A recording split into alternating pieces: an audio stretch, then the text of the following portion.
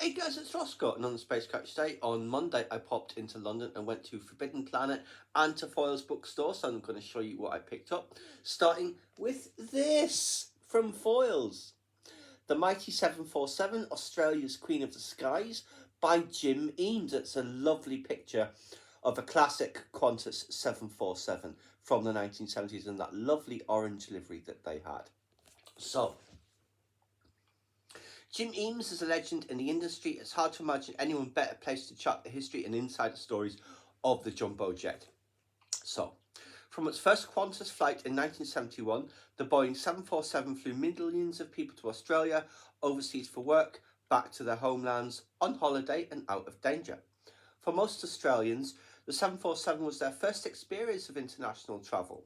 And now, history's most iconic commercial aircraft is scheduled to be decommissioned around the world.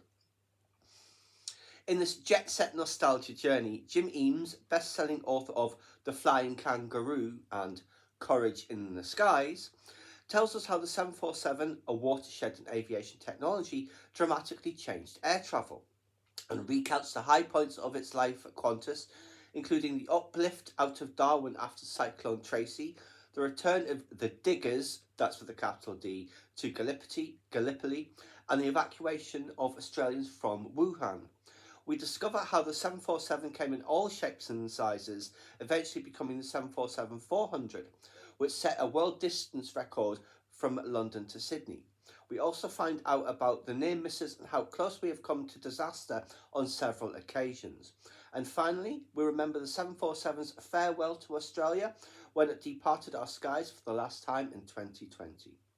The Mighty 747 is the Jumbo's Australian story and is woven with the humour and nostalgia of the people at Qantas who sold the 747 to Australia and who made it work on the ground and in the air. And I have started reading it, so you can see I'm about this far in, which is about a quarter to a third, and it's really good.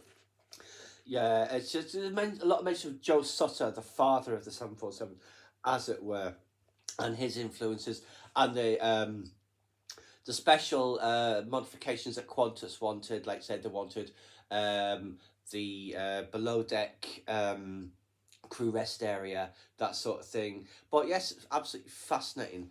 It's my bedtime reading currently, so yes, serenade myself to sleep with tales of the Qantas 747 and the mighty flying kangaroo.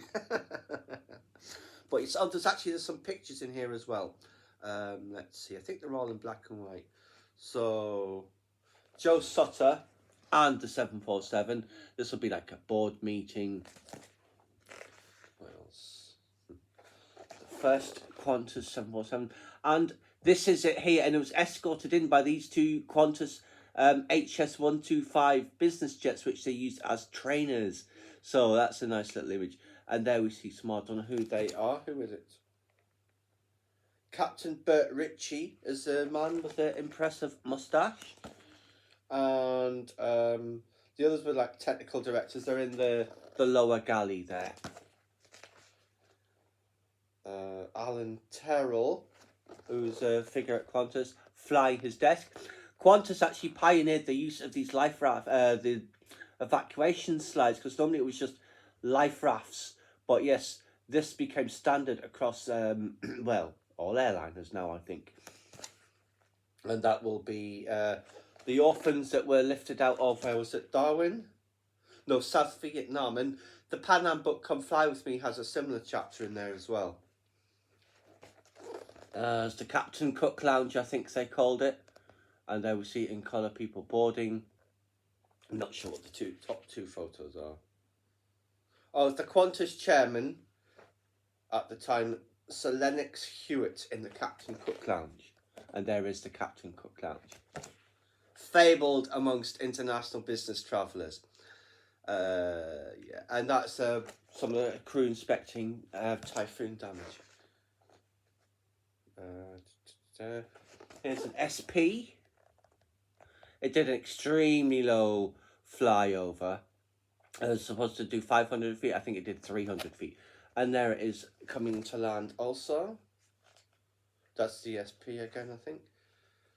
Then the more modern ones. when it became known as Longreach. This might be when they did the non-stop flight from London to Sydney, late 80s, early 90s, early 90s, because it was a 400. There's someone from Gallipoli who's gone back there, and there's another Qantas, and there's some of the crew. That one overran the runway. That's a lovely air shot, and there you see it there as well. I think a couple of them ended up in museums. Oh yes. And its final flight, that was the route it took, the Flying Kangaroo, when it was off to Arizona for storage. And that's a lovely air-to-air shot of it coming into land for the final time.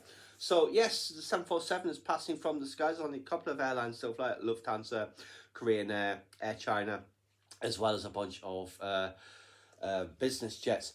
So this is a very timely book, and I'm always interested to read stuff about the 747 and airlines I don't know that much about. So yes, we'll have a review of it in due course. But for now, I hope you guys enjoyed. Please subscribe to my channel if you enjoyed this content. Leave me a comment suggestion for upcoming topic you'd like to see discussed, or like the video.